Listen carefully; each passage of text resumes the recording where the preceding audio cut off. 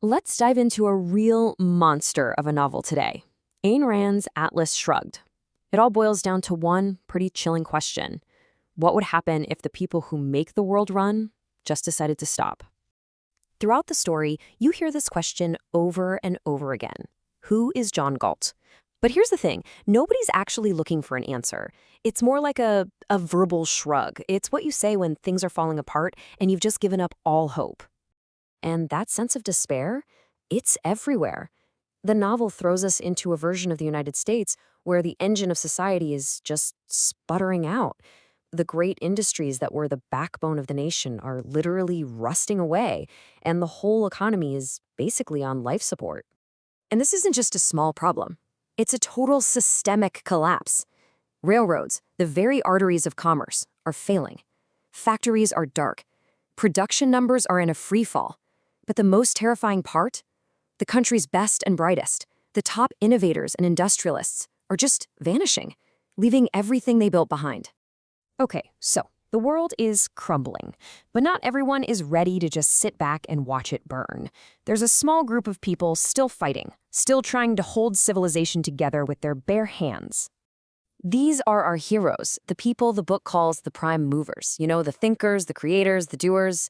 They believe in achievement, and they're in a desperate fight to save the world from an idea, a philosophy, that they just can't wrap their heads around. So let's meet a couple of them. First up, you've got Dagny Taggart. She's the vice president of a massive railroad, Taggart Transcontinental, and she is an absolute force of nature. Brilliant, relentless, totally uncompromising.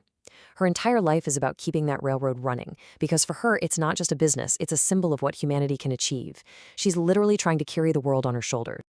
And then there's Hank Rearden. He's a self-made steel tycoon, a guy who spent 10 years of his life inventing a brand new metal stronger and lighter than anything that's ever existed.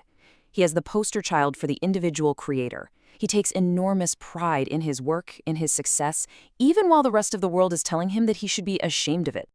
So what is this force they're fighting against? You might think it's an enemy army or some kind of natural disaster, but it's not. It's much quieter and maybe more dangerous.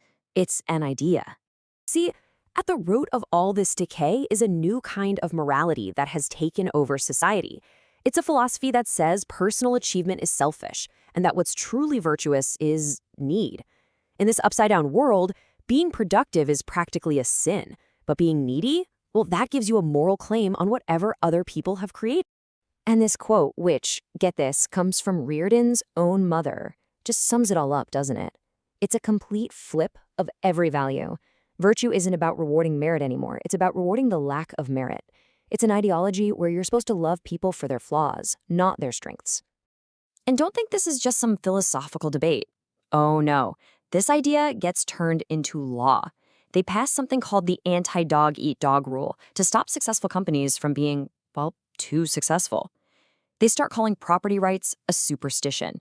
The government grabs more and more power, all justified by saying it serves the public need, which has become the only moral standard for anything. So, as this ideology gets its hooks deeper and deeper into society, that mystery of the vanishing geniuses, it starts to happen faster and faster. And that brings us right to the heart of the whole story. Seriously, what is going on? Where are they all going? Why on earth would they abandon everything they've worked for their entire lives? Dagny and Rearden are in a race against the clock to find out before there's literally nothing left to save. And the list of the disappeared? It's just staggering. Ellis Wyatt, a guy who completely changed the oil industry. Ken Danager, a coal titan.